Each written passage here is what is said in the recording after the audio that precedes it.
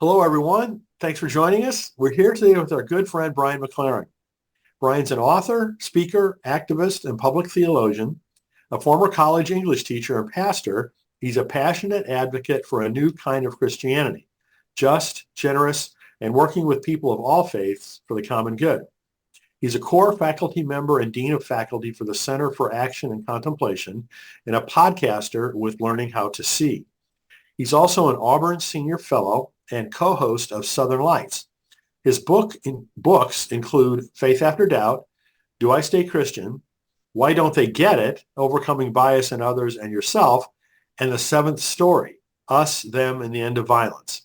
His latest book that we're going to talk about today is Life After Doom, Wisdom and Courage for a World Falling Apart. Brian was awarded a Doctor of Divinity degree from Carey Theological Seminary in Vancouver and a second honorary doctorate from Virginia Theological Seminary. Brian and I have collaborated on all kinds of different things. He spoke at several of our writers' conferences and Compassion Christianity. He contributed to one of the How to Heal Our Divides books, which I appreciated very much. And we co-founded a project called Raising Kids for Good. You can learn more about Brian and all of his great work at brianmclaren.net. So, Brian, it's so wonderful to see you again. Many congratulations on all of the wonderful things that you've done.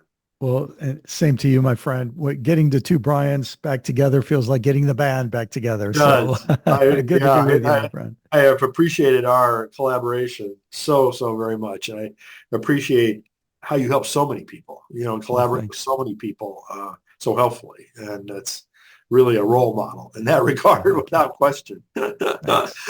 So what else would you like people to know about you than this, kind of canned introduction that I did? Well, obviously all those are good things. I have 5 amazing grandkids and 4 adult kids. And this summer we're meeting up at a beautiful place called Ring Lake Ranch, where I'm doing some speaking, but they're going to come. And so we'll be riding horses and fly fishing and hiking and all kinds of fun stuff. So that's something I'm looking forward to this summer. I'll have to remember that as a potential destination to take Oh, my family to. I couldn't tell you how great it is. It's just wonderful. Yeah. Very cool. Very cool. I hope you have a fantastic time there with them. Thank you. So today we want to talk about a couple of different things. The first one is the book that I mentioned, Yes. Life After Doom, Wisdom and Courage for a World Falling Apart. So this is quite a book, and I would say a departure, in some ways from the other books that you've written. How did this book come about? Yes. The connection this has, the tightest connection with any of my previous books, is back in 2007, 2008, I had a book come out called Everything Must Change. Mm. And that book grew out of the previous book that was called The Secret Message of Jesus. And so I, had been a pastor. I was a pastor at that time, and just finishing up my 24 years as a pastor in the pastorate.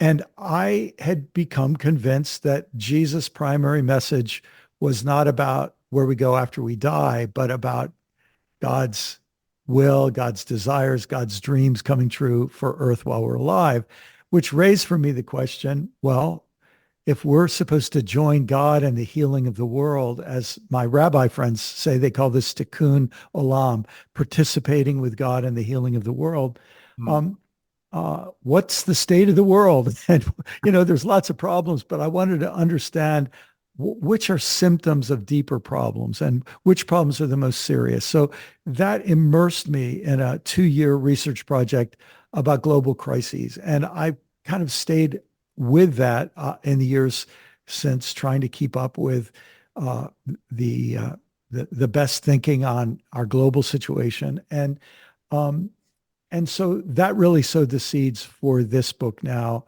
getting close to 20 years later from doing that research.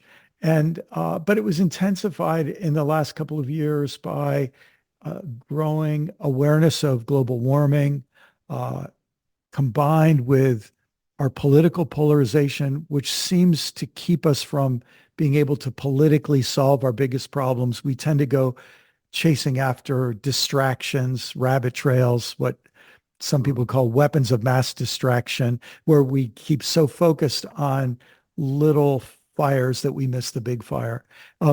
And continuing concentration of wealth and power among a smaller and smaller number of people, which is related to resurgence of white supremacy and authoritarianism. You look at this cocktail of problems, and more people are feeling this sense of doom. Doom meaning that our problems have outgrown our institutional capacities to solve them. And each one of our problems makes the others harder to solve.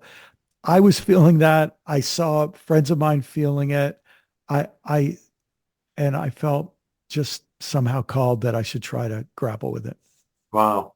Well, the book paints a rather bleak view of our civilization's future, which had to be difficult to write, I would suspect.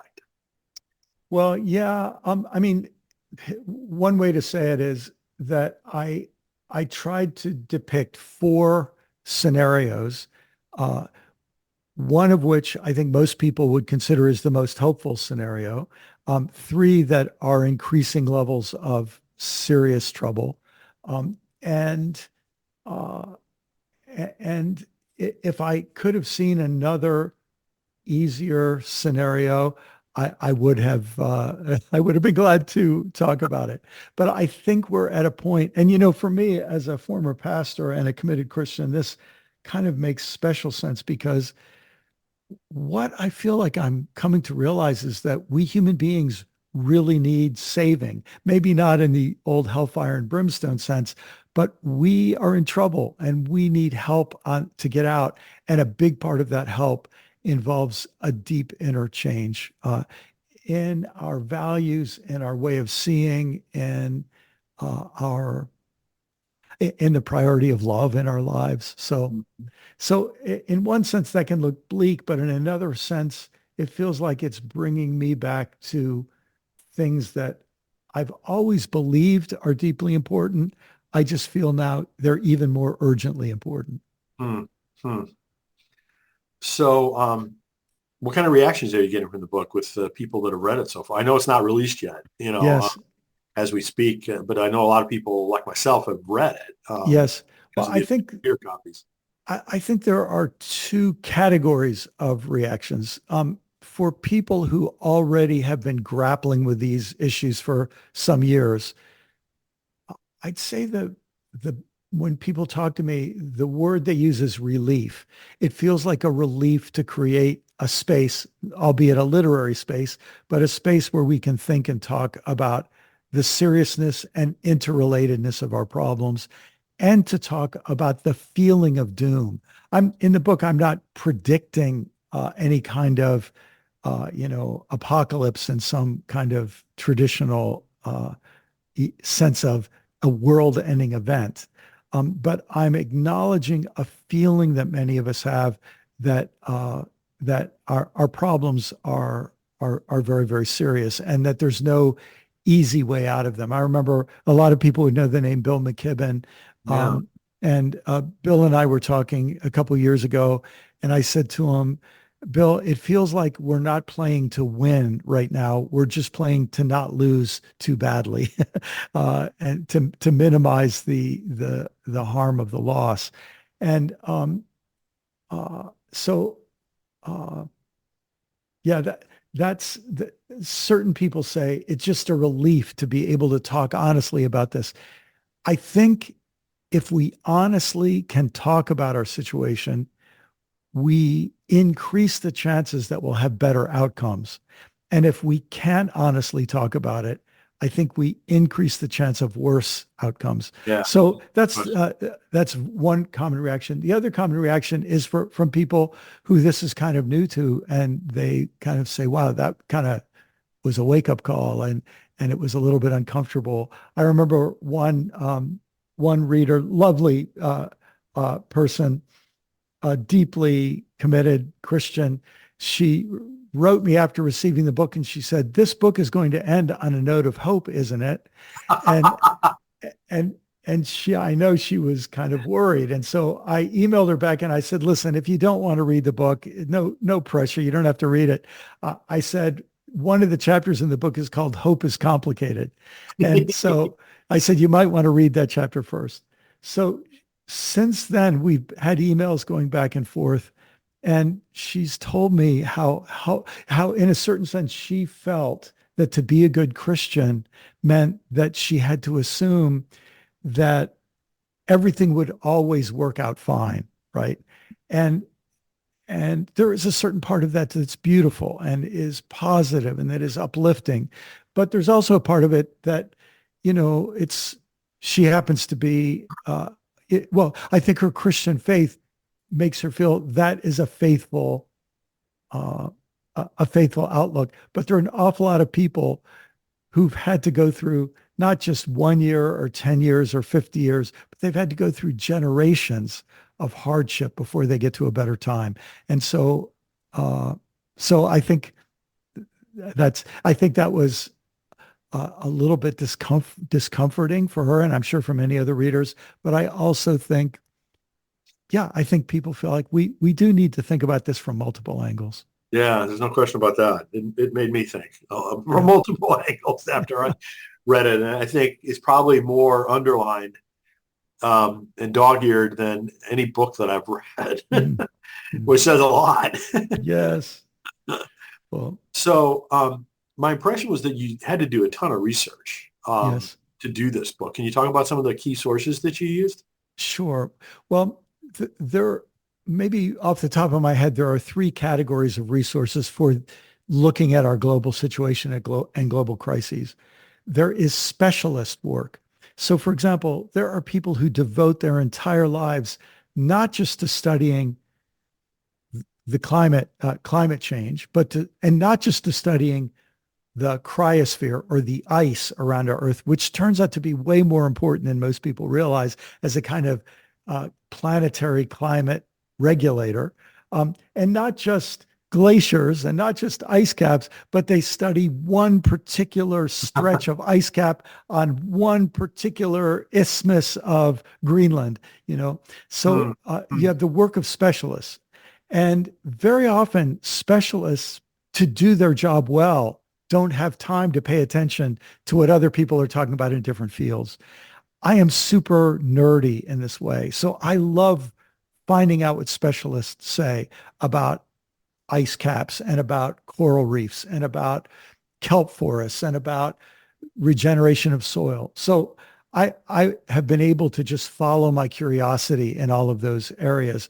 And the people who do this work, I mean, I just think we ought to give a salute to scientists because it's such incredibly important work.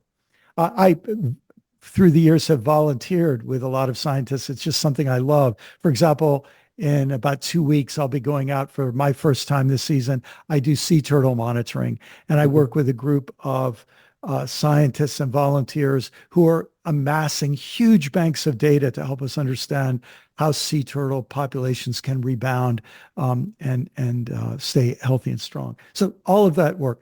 Then there are journalists who very often they're science journalists who try to integrate the work across many, many fields. And the great thing about them is they're often, I mean, they're such skilled writers to take complicated information and synthesize it. So that would be a second kind of research. Actually, I'm going to make it four. A third is very often the most recent data is not available in books. It takes a year to publish a book. So then you just keep up with the important sources. And there are certain podcasts that try to keep you up with the latest. There are certain YouTube channels, often by scientists doing the research. And even groups like the Intergovernmental Panel on Climate Change, they have working groups and they put their meetings online so you can hear the science while it's unfolding. And that I have found absolutely fascinating. And then the fourth, I should add, that's important to me. There are theologians who are doing, and philosophers who are doing deep thinking about the ways of thinking and the kinds of belief systems and value systems that have gotten us into the mess we're in. And they're doing really important and creative philosophical and theological work about the shifts in our own consciousness or understanding that are necessary. Sorry to turn that into a little No, lecture, but no, yeah, that's really important things. And it's like one of the things I like about your book is that you note a lot of those, like your footnotes or your references, tell about these organizations or podcasts or whatever. And so I've subscribed to several things, yes. that I'd never heard of before from reading your book. So I'm trying to learn at least, a small subset and nowhere near what you have about this. Well, and of course, everything that I touched, you come to realize, oh my gosh, there are people who've devoted 20 Yeah. years of their life to this one research area. But, I don't know if you feel this way, Brian, but it feels like, gosh, for all of my life, I've lived on this planet. I kind of I wish in my science classes and other classes, Yeah. I'd gotten a better understanding of how it works. I mean, I took geology and earth science wasn't even a thing when I was in school. I would have loved it if I could have taken it. But at any rate, it's nice gaining a greater understanding of this amazing, beautiful living planet we're part of. Most of us, our knowledge is so superficial and so Yeah. thin, when there's, as you said, an immense amount of depth Yes. out there. Maybe artificial intelligence will help us, be able to assimilate some of that Consolidate it. better. I don't know. We need all the help we can get. I'll just tell you a quick anecdote. After I wrote that book, Everything Must Change, I was in Scotland doing some lecturing. And one of my hosts said to me, I have a neighbor who I really want you to meet. He's one of the foremost scientists studying soil. Hmm. So we walked a few blocks from his home in Glasgow, Scotland, and we go into the backyard of this fellow. And when he found out I was interested in ecology and the environment and really interested in soil, oh my goodness. He took me in his backyard, showed me all of his raised bed gardens. He picked up the roots to let me see how the root systems of his plants grow. He told me about his work studying forest ecology, the interaction of tree roots, what are called emergence or lower level plant roots, um, uh, fungal networks, bacteria, mosses, lichens.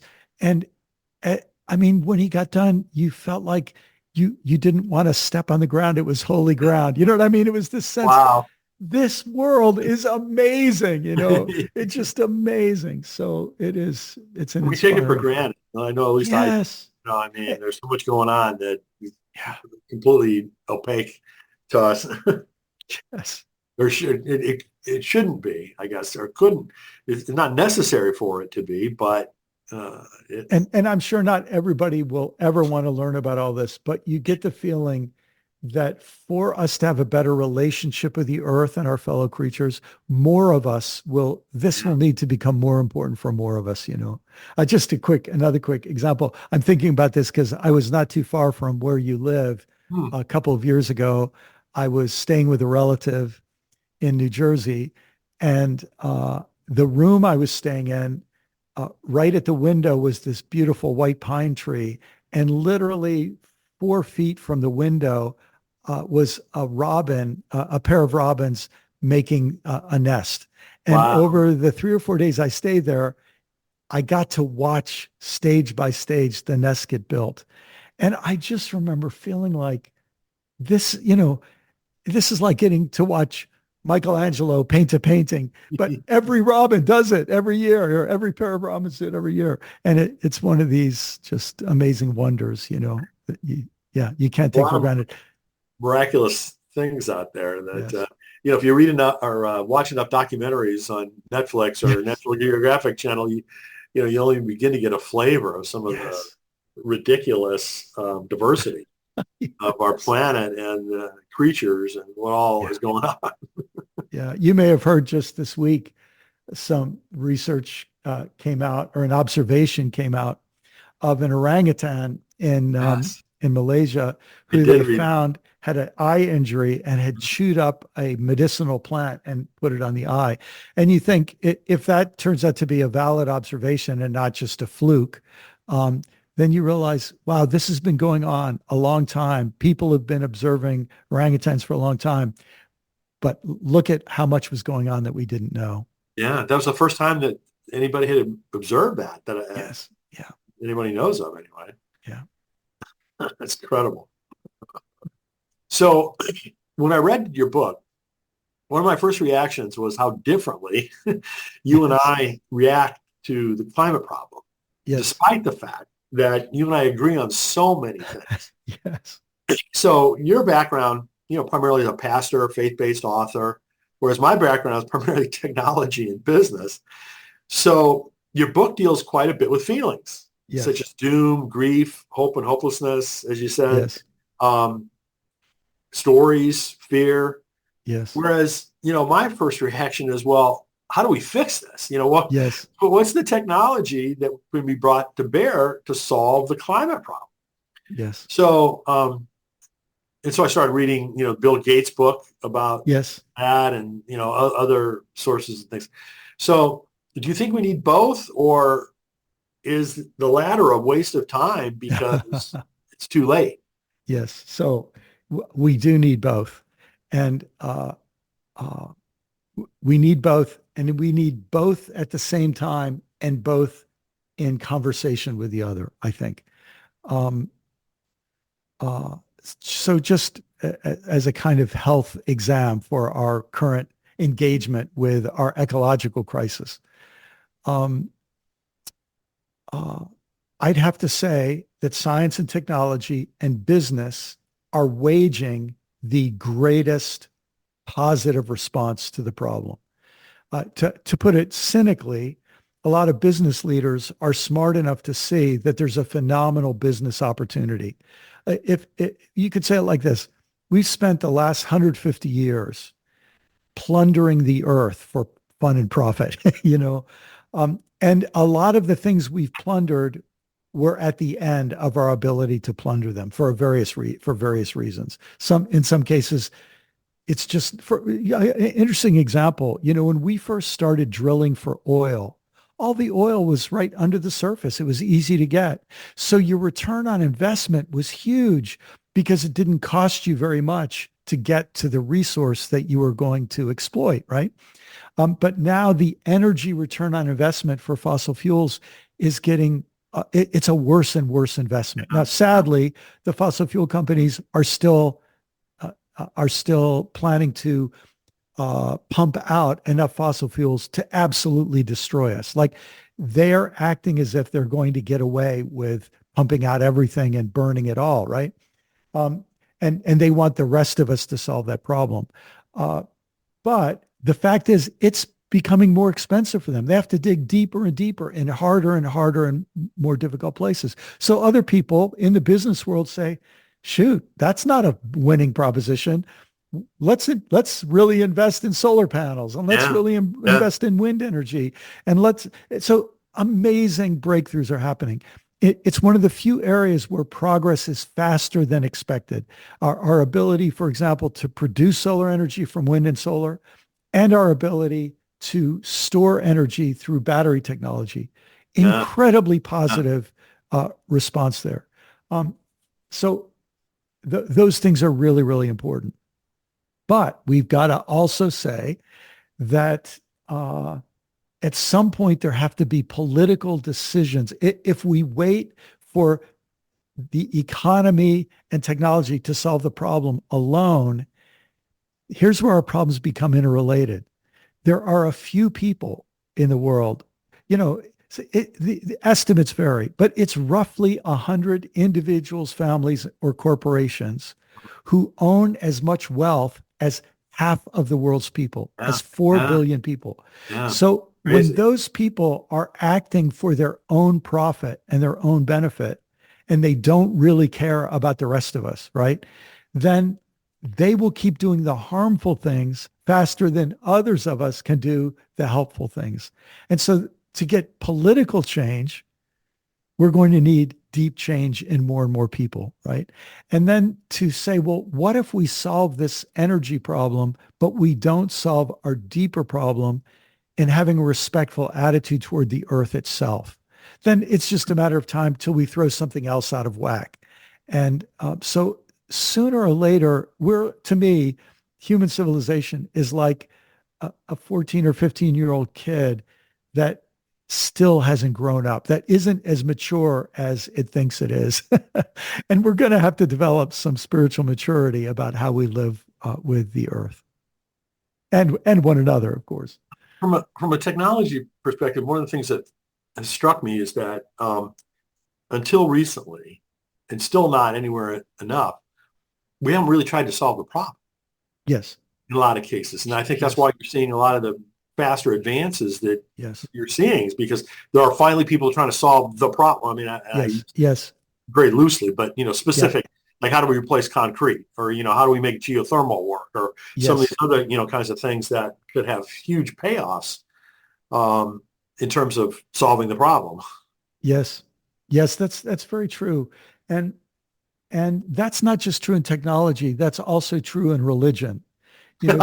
Speaking as a Christian, a whole lot of Christians have spent 99% of their energy over the first 2,000 years of my religion, our religion, trying to help people get into heaven after they die. And one of the ways they did it is they tried to scare people by telling them God's going to destroy the world soon anyway. You'd better be ready to go to heaven when you die. There's no future for you on this world, on this earth anyway. Well, to the degree they're successful in inculcating that belief in people, and people would be surprised to know, there's maybe over 1 billion people of the earth's 8 billion that actually believe that. It might be more than 2 billion people. So there's a lot of people who actually believe that when those people hear about climate change or nuclear war or whatever, they think, if that happens, it will prove my religion is right and our predictions about the end of the world. And you would hope on some deeper level they have some human empathy, but I just don't think it feels real. It all feels to them like the real thing is what happens in church, and somehow and some of them believe, I used to believe this is what I was taught, that before things got really bad, I would be raptured up to heaven anyway. So it's not only science that's new thinking this way, it's new for religion to think this way. Many of our religions too. Well, religion doesn't have the excuse, because we've been trying to figure that out for literally centuries, whereas some of this, Yes. how do we replace cement, Yes. And let me just give you another. Yes, I'll give you a fascinating example about this. I went to an international conference on ecological civilization several years ago in California. And there were large numbers of people from China and other Asian countries, India, Europe, North America. It was a brilliant global conference. And it was super, super depressing. Like, the message from everybody was, we're going too slow. We're making progress, but it's too slow. There was one talk that I left feeling anything close to inspired when I left. I mean, all the other ones I felt motivated, like, yeah, this is important. But there was an agronomist, someone who specializes in soils and growing plants and the interaction between soil and plants. And one of the things we know that we've got to figure out, we've got about a 12,000 year run of a certain kind of agriculture that involves tilling the soil. It involves every year cutting the soil open, spreading it open before sunlight, which has all kinds of unintended consequences, including making soils susceptible to erosion. So every year we continue with this kind of agriculture, we have less soil left on the planet. And people think, oh, well, they don't understand soil is very different from dirt. And they don't understand that soil is actually a community, a civilization of living and non-living things. And so what this expert said is, we've got 12,000 years of perennial agriculture, the planting and growing of crops of annual agriculture, of crops that need to be grown and regrown every year. He said, we've never really devoted ourselves to thinking about perennial agriculture. And it turns out that the grasses that we have genetically engineered through careful breeding over 12,000 years to produce wheat and corn and so on, they were just grasses when they started. And there are also perennial grasses that you don't need to replant every year. And at the end of his lecture, he took out of a bag a loaf of bread and presented it to the host and organizer of the conference. And he said, this is one of the first loaves of bread produced from wheat that has been grown in a joint research project of agriculture departments in universities around the world to look at how we can selectively breed deep root grasses that grow year after year, and it would revolutionize agriculture and food production. So yes, there are these beautiful things that can be done. Wow. So in the book, you say that one of your main mantras for life after doom is mind your mind. Yes. So could you talk with us a little bit about that? Well, as you know, Brian, in fact, you've encouraged me in this writing work of mine. I've been interested in biases, in glitches in human reasoning that have to do with the complexity of our brain and the conflicts of interest that we all have in trying to discern and understand and articulate what's true. And what I've noticed in my work in this area is that my brain wants to go in one of two directions. In the four scenarios I give, I want to go to either scenario one, which says everything will work out, or scenario four that says everything's hopeless. And I don't just notice this in myself, I notice this in a lot of people. And I think there are biases at work in all of our thinking. And so what it makes me want to do is be aware in a time when it is very, very important for us to know what's actually true and real, that we mind our mind so that we can keep trying to deal with reality. And one of our problems is that here we have our minds and we use them, but we still don't know very much about how our minds work. And psychologists are trying to help us understand this. Neuroscientists are trying to help us understand it. And so one of the things I do in one of the chapters is I try to offer people a scientifically valid, admittedly oversimplified model for thinking about the different parts of our brain and how we respond to challenging and difficult information. And knowing that, I think, helps all of us respond more wisely. I need to go back and read that again, honestly. I mean, my bias is, as I mentioned to you a minute ago, is like, okay, let's go solve a problem. You know what I mean? Yes. And I don't know if that means scenario one or whatever, but that's my bias that I just jump to. Yes. And, well, and to tell you the truth, it's my bias as well. And I think it probably has to do with our age and other phenomena, because we are children of the industrial age. We were shaped by an industry and technology and business, and we don't realize to what degree we are shaped by fossil fuels. And fossil fuels gave this almost magic power to human beings, and figuring out how that influences our thought is one of our challenges at this point. So I'm going to show one of my biases here, because there's this, one potential scenario in my mind that, things will get bad enough climate-wise. There'll be some shock to the system. Yes. That everybody recognizes and shakes people up and Yes. causes action to happen more quickly than what it would or what it has been. Yes. So far. Yes. So do you think, I know you can't predict these kinds of things. Yeah. I mean, what's the likelihood of something like that would happen versus the whole, phenomenon of frogs don't notice the water gradually getting too hot scenario? Yes. And knowing that all of this is coupled with the lag time, right? That you talked about in the book too. Yes. Well, yeah. Let me complicate it a little bit more, but first, to answer your question, I think it's possible that could happen. I hope that happens. I hope things get bad enough soon enough that people are shaken up enough that they say, we've got to come together to work on this problem. I really hope that happens. It doesn't have to be everybody, but it has to be enough. Mm-hmm. But we have to acknowledge there's another possibility. And that possibility is that when the stress level gets high enough because of environmental instability, some percentage of us become even more susceptible to conspiracy theories and authoritarian thinking. And so in, you know, I'll give you an example. I worked for many years I was involved with refugee resettlement, and I worked a lot with Cambodian refugees. And in Cambodia, there was a revolution while the Vietnam War was going on called the Pol Pot regime. And what Pol Pot convinced, you know, millions of Cambodians of is that the problems in Cambodia were from the West, and the West influenced people by education.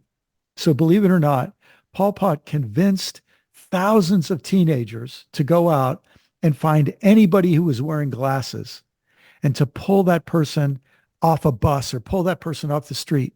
And this sounds horrible, but it's true, and beat them to death, because if they had glasses on, it was a sign that they could read and that they were part of the Western educational imperial establishment that made them an enemy of the people, right? Wow. And they believed that by killing anyone with Western background, even Cambodians who'd never left Cambodia but had a college education, by killing them, they would be strengthening the future of Canada, the only salvation of the future of Canada. So that kind of thing human beings are susceptible to. And it's one of the reasons why, I'm also very concerned and active and outspoken about our current election season, because that sort of thing doesn't just happen in Cambodia. It can happen in the United States. And and it is happening in many, many places. I also have been marked for life because I was in Charlottesville, Virginia in 2017. So I got to see people from my own country be sucked into that kind of thinking. So this is, to me, it's not a cause for despair. It's a cause for realism. Yes, we could come together to solve this. And yes, we could miss our opportunity to do that, which makes us it makes us do things like publish a book called How to Heal Our Divides, right? Exactly. To try to face these realities. Yeah. Yeah.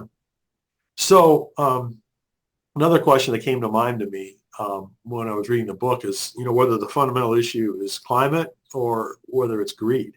Yeah. Yeah. I think the fundamental issue, I think both of those are deep, deep issues. I think greed is probably closer to it. We wouldn't have a climate crisis if we were acting rationally. Yeah. We're not acting rationally. We wouldn't have a climate crisis if we were acting ethically. And that, by the way, we wouldn't have a race problem if we were acting rationally and ethically. We wouldn't have had slavery. We wouldn't have had anti-Semitism or Islamophobia. So all of these things relate to some deep change that's needed in us. And greed is an interesting word. As you know, I have a chapter in the book where I talk in some depth about the idea of addiction and how addiction might be an equally helpful or even better framing than greed. Because, you might say greedy people are addicted to wealth, or they're addicted to more wealth, or they're addicted to having more than other people. But there's a certain sense that if you were to look at our civilization, you would say we are addicted to a couple of things. We're addicted to fossil fuels. And whether we can break our addiction, we will make clear in the next few years. We're addicted to debt. It's how our society works. And to imagine an economy that isn't so stuck on debt. And you might say, well, what's wrong with debt? Well, one way to describe it is debt is when we take today's benefits from tomorrow's labor and wealth. And so this sense that we can't live on what we currently generate, at some point that becomes a Ponzi scheme, where you're always you're creating more and more fake wealth that you can't back up with real wealth. So all of those are to say that, yes, I think there is a problem here that comes down to human beings. I personally think human beings are very flexible. I think we could change in the direction we need to. Um, but even that requires work. So, and I don't mean to put words in your mouth, but I wouldn't be surprised if that's why you do this podcast and conversation. And it's why I write books. We're trying to be involved in this work of helping the change that needs to happen in human beings. Yeah. Absolutely. Absolutely. Well, the example with debt, like so many things, strikes me as, one of these things that's susceptible to extremes. Yes. Right? Almost anything that I could think of, Yeah. If it's handled, I think you use the word ethically and rationally. Yeah. It's perfectly fine. Yes. It's when it gets to the extreme and it's driven, yes. I would argue, by greed. Yes. That's when the wheels fall off. Yes. And you can say that about a lot of, capitalism. Yes. You can say it about socialism. You can say it about, any generic yeah. construction that I think think of is that, there are some positive things about it if it's handled absolutely in an ethically and rational way, right? But when you get to the extremes, whether it's greed or something else, I don't know how to necessarily characterize it better, but that's the way I think of it. I'm really glad you're bringing that up. I'm not saying every kind of debt is equally bad or that all debt is bad. Exactly. And in fact, there's a chapter, as you know, in the book called Maybe It's Good, Maybe It's Not, where one of the things I suggest is that to get through this mess, we're going to have to stop thinking in terms of simple binaries of good and bad. Absolutely. Because very often the very thing that helped me to get to this point could hurt me going forward. It doesn't mean it didn't help me to get to this point. It just means it could really hurt me going forward. And so that requires adaptability and flexibility in us. So what would be the number one thing you'd like folks to take away from the book? Well, I offer these 4 scenarios that I think it would be helpful for people to understand because I think all 4 of them are possible. But I don't hope that people go away from the book saying, oh, now I've committed to which I think will happen. I think what's more important is that we change our understanding of our relationship to the earth and to one another. And that shift in consciousness, that shift in values is the thing that I hope will happen to people as they read the book. I suppose another way to say it is I hope when people close the book, I hope they'll be able to say, I don't know what's going to happen, but I do know how I want to show up. And that's, I think, in uncertain times, that's no small thing. Absolutely. That's well said. So I'd like to shift gears a little bit and talk about, kind of the whole concept of finding your next calling. Yes. You were a pastor for many years and an author now for many years, which also means you've been a solo entrepreneur. Yes. So what led you to kind of make that shift? Yes. So I started as a pastor when I was 23, kind of officially. So I started pretty young. And after 24 years, I reached a point that a lot of people reach in midlife. I realized if I stayed in this work, I knew the outlines of it. I knew what I was good at. I knew what I was bad at and could possibly get better.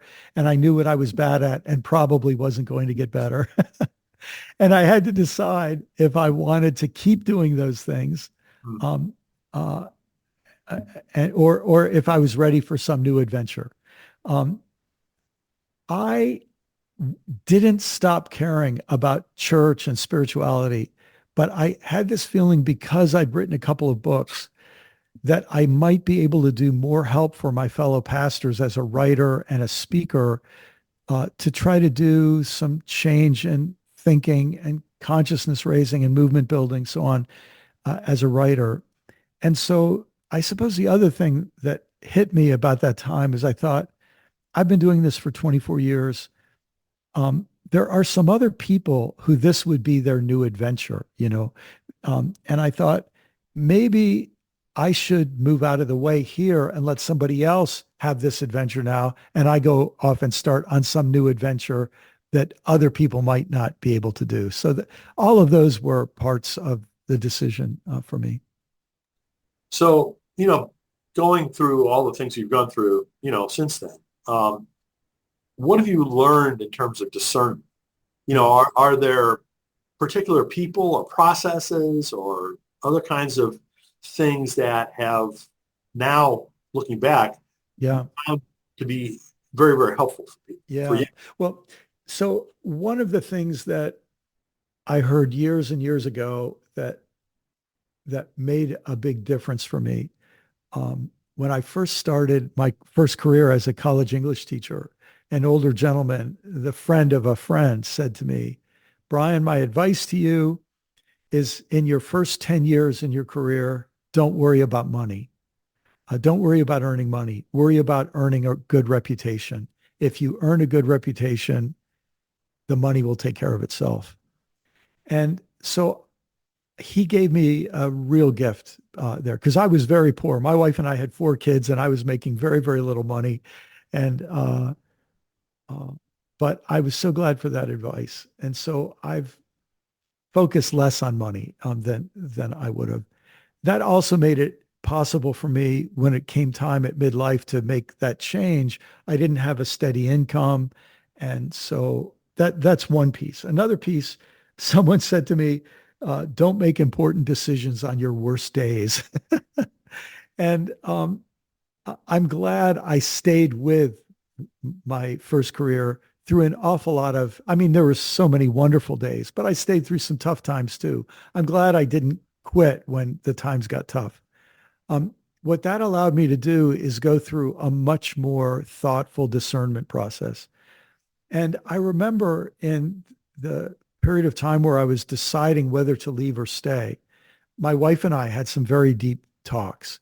And it was interesting. For the first time, she said, I think it's time for you to move on. That was significant. I talked to my kids who at that time were in their late teens and early 20s. And they were like, whatever you want to do, Dad, but,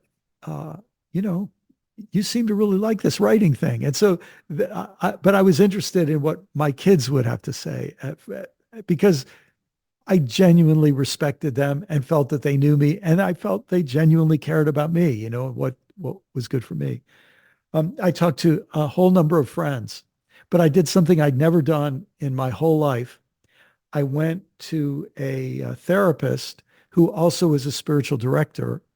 And a spiritual director is a person who tries to help people with a kind of spiritual discernment process. And when I went, he said, well, you're a minister. I give a cut rate to ministers. And I said, I don't want it. I don't want the discount. I want to pay you the full amount because I want you to be a professional. I don't want you doing any favors for me. I want the best of your professional services. And I'll tell you why that was significant for me, Brian. Everyone else in my life had some vested interest in what I would do, right? I talked to the leaders of my church about it, but I needed somebody who would try to just draw out everything they could from me, and they had no vested interest in the outcome. And it was the first time in my life I'd ever done that. And it was the first time in my life I realized how much I needed it. I don't know if that makes sense or not, but it was super helpful for me. One of the things I learned myself is relying on the advice of other people who know me, Yes. know my background, know, what I'm good at or what I'm not good at or what I'm interested and not interested in. But as you said, don't really have a vested interest in, Yes. And I've watched you do that in just recent years. That's right. Yeah, exactly. very consciously. I didn't think about it quite as consciously when I was younger, but yeah, I relied on that heavily now. Yeah. Yeah. So it's really invaluable. Of course, there's a lot of biblical wisdom leans in this direction. In the abundance of counselors, there is much wisdom. Sometimes people say, Yeah, yeah. in the abundance of counselors, there's much disagreement, which forces you to develop some wisdom. But even that is a very true thing. Well, I mean, when you're going to interact with a lot of different people, you're going to get a lot of different input, right? So, I mean, Yes. a skill of vetting is Yes. incredibly Exactly right. necessary, right? Yes. To kind of decide, what you're hearing from the counselors, what plays and what doesn't, so Yes. And I should say, regarding my decision to leave the pastorate, there's one other part of the story that's worth telling here. So I was going through this process. I hadn't reached a decision yet. And one of my staff members on whom I relied very heavily, and the only way I could be an author and do a lot of travel was because I took a pay cut and and worked, less than full time at the church.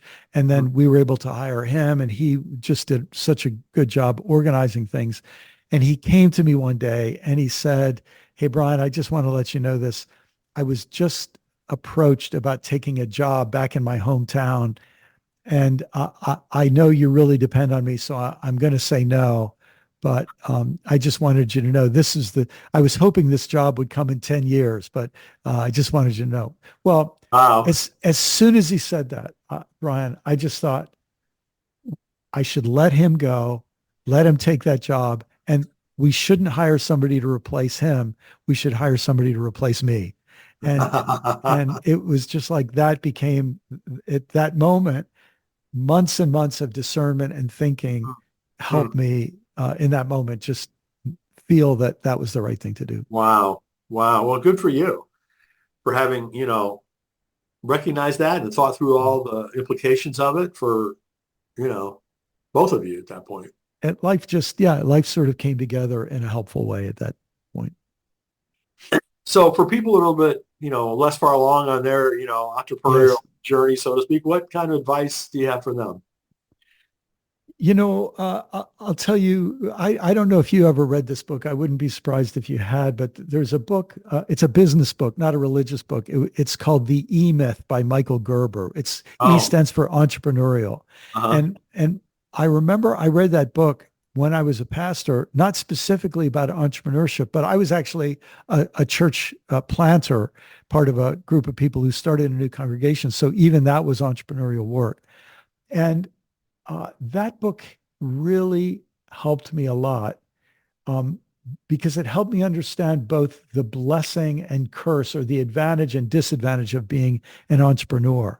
And a oversimplified summary of one of Michael Gerber's key ideas is this: that you get into entrepreneurial work because you love something. You like baking cookies, so you want to have a cookie company. You like preaching sermons, so you start a church. You like making monies or whatever it is, right? You like these things. But then you find out that there's a whole lot of work that's involved that you don't necessarily like. So the cookie baker finds out she might only work making cookies for 3 hours a day, but she has to do shopping and accounting for 7 hours a day, right? And what I think has what the way that book helped me is to realize the complexities of work, different kinds of work that go into running any successful endeavor. And that, and it's one of the reasons why building teams becomes so important, because you aren't going to like all the different kinds of work. You may need to do all the different kinds of work for the first few years in a startup, but it's one of the reasons why the skill of building a team and appreciating team members is so important. Yes, absolutely. That's really insightful. Thank you. So, I realize you're in the midst of, kind of an important book launch, but is there anything about the future that you can tell us about? Mhm. Well, it's a little soon to talk about this, but for the last 8 years, I've been working on some fiction. I've been working on a science fiction trilogy. So as soon as I finish this book tour, I have two of a trilogy written. The third one is sketched out, and I can't wait to start working on that. But for me, that's just been fun and sort of a wonderful indulgence. Good for you. Well, another big departure, which, I mean, one of our mutual friends, Patricia Raybon, recently, just a few years ago, launched her first fiction after having Yes. written, spiritual nonfiction for many years. And Yes. she loved it, and it's gone great. And so I'm sure it will for you too. Well, thanks very much. Yeah. So that's something I'm looking forward to as well. Yeah. Well, Brian, congratulations again on all your wonderful work. I really heavily encourage people to get this book. It's very important. You're going to learn a ton. You're going to find things in it that you're going to need to go research because you're going to be so interested in it. Again, the title is Life After Doom, Wisdom and Courage for a World Falling Apart. Go to brianmclaren.net and you can find out more about the book and where you can get it and everything else that Brian does. So, Brian, thank you so much for all that you do. Really Oh man, the feeling is totally mutual. Great to be in this conversation with you, Brian. Thank you.